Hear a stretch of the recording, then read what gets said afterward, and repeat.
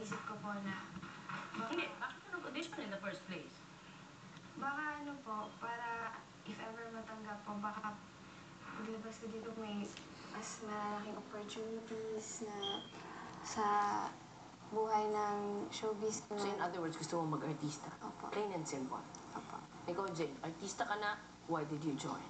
Kasi gusto ko pong, for my family, unang-una, kasi gusto kong makatulong sa kanila. Kasi, Dahil may premyo ba to? opo, tsaka, Magkano ba premyo dito? iba-iba po, depende po sa makuha na place. So, yun po. At, yun, makakatulong po sa kanila.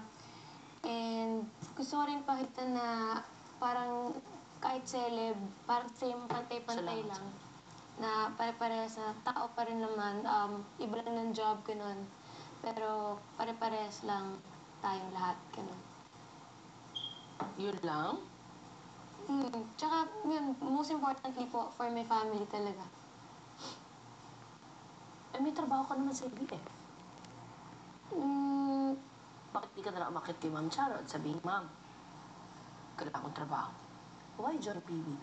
yun nga po, parang gusto ko rin patunayan na kaya ko din po dito, kaya kong malagpasan lahat ng challenges dito, lahat ng ipapagawa, ganun. And yung parang, In other words, what do you want to prove?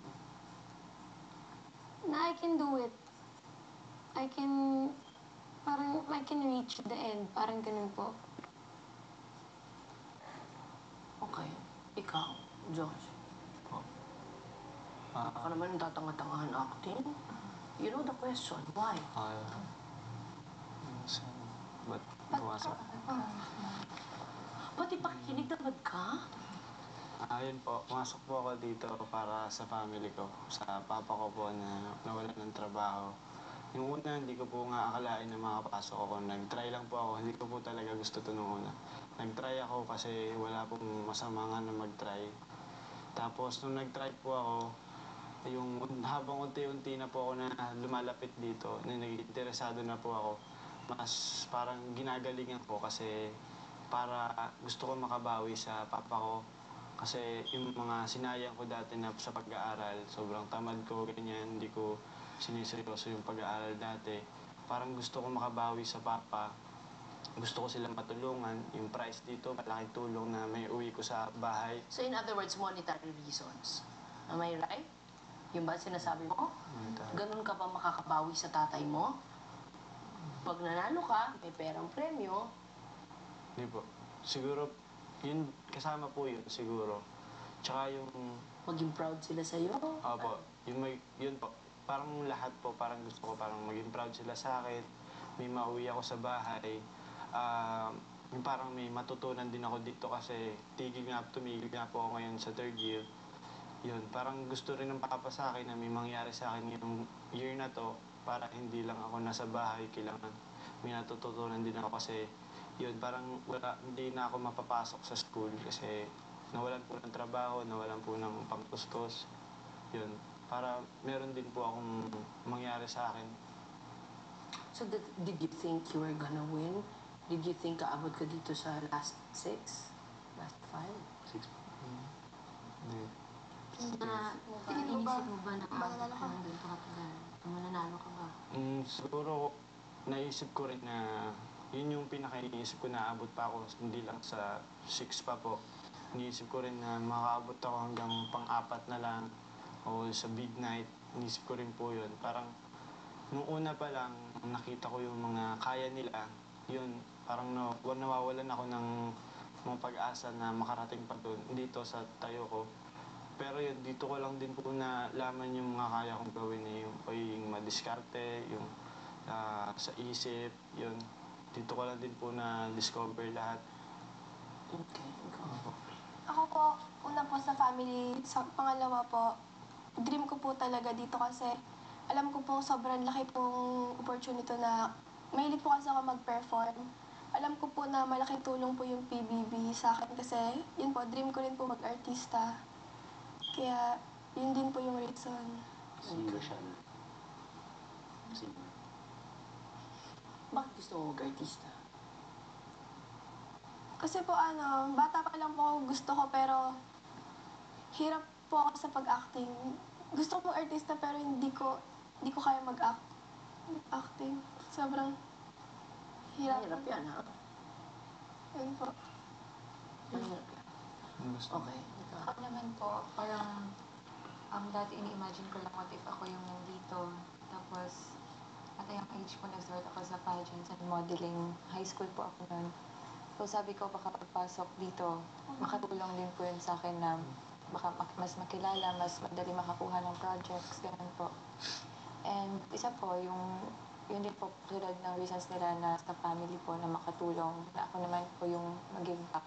Parang it's my turn to give back naman po. Sige, ikaw din yan. Ako po, syempre, direct, ito yung malaking opportunity din sa buhay, di ba? Ito dream ko for few years na I try even sa Brazil, yung Big Brother dun sa Brazil. Syempre alam ko na ito big challenge sa buhay. At syempre malaki yung price dito, di ba? May apartment, may business. Wala pa akong apartment, wala akong business. So malaking tulong din para sa akin, para sa pamilya ko kasi yung price I could bring my family here, di ba? So kasi umalis ako sa Brazil nung 16 years old ago. And yun, so since then, I've been helping them a lot. So yung dream ko is to bring them here kasi they in Brazil, I see them once a year. And yun, syempre, malaking opportunity. Gusto ko i-prove sa sarili ko na kaya ko to din. And yung mga challenges lahat, syempre marami akong dahilan na nandito ako. Syempre din para makita sa mga tao sa labas na hindi ako yung tao na may arte, di ba? Yung artist na puro arte or something. Kaya kong lahat, kaya kong live with younger people, di ba? So, lahat. And yun, yung importante sa pamilya ko talaga, yung bring them here and then live with me here in the Philippines po. The reason why I asked is because in everything you do, it always matters kung bakit mo ginagawa ang isang bagay. It's the motivation why you do something. Okay? Para sa akin, ako, I don't want people who are, hindi naman, parang tatanggapin ko lahat ng dahilan nyo. Pero ako, all I see is, kaya ka sasali sa mga ganito is one, yun nga, whether you want to be an actress, you want to be popular, you want to earn. But para sa akin, pinaka-basic, bakit sumasali ang tao sa PBB?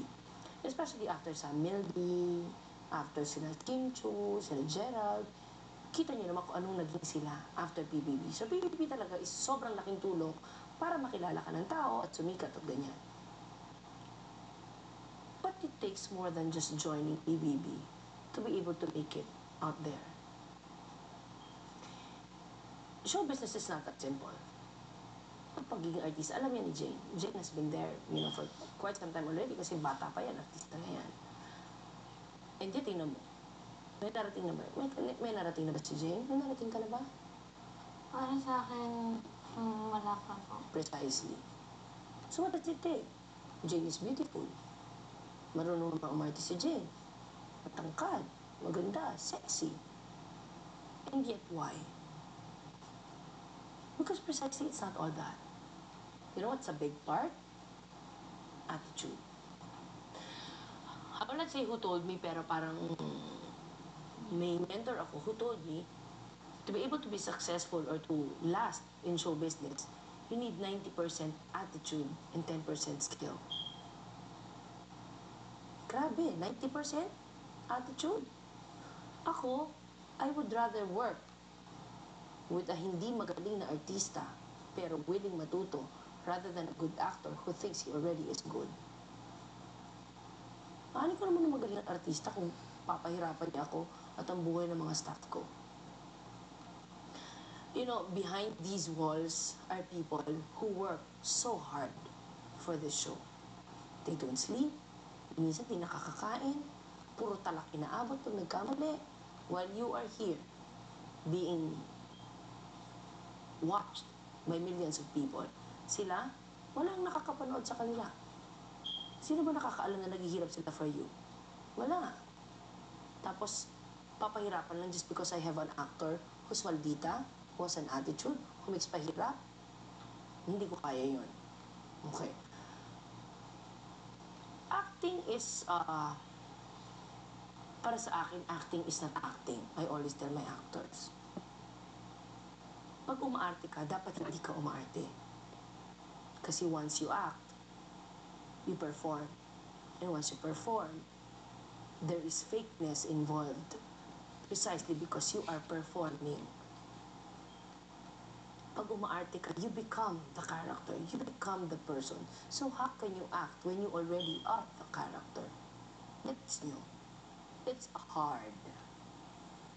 Hindi siya ganun kadali. Some have gifts. Like John Lloyd Cruz, I would say, gifted yung batang yan. Wala pa siyang training whatsoever, pero meron na talaga siya. May mga ganon. Pero may mga artistang natututunan through the years. Nasa attitude, how welcoming she is to new information, to learning.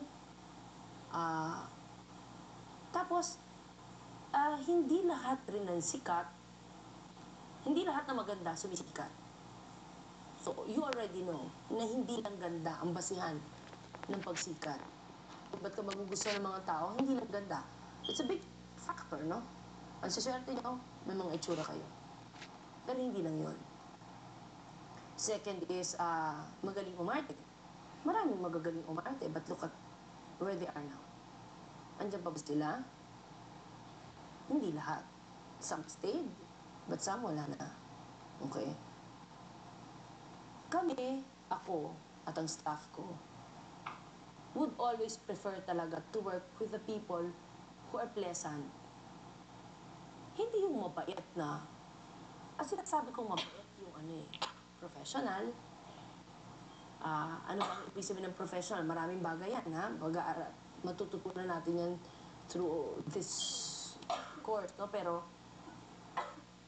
basic, sa akin kasi I live by the golden rule, eh. Don't do unto others what you do not want others to do unto you. Very simple.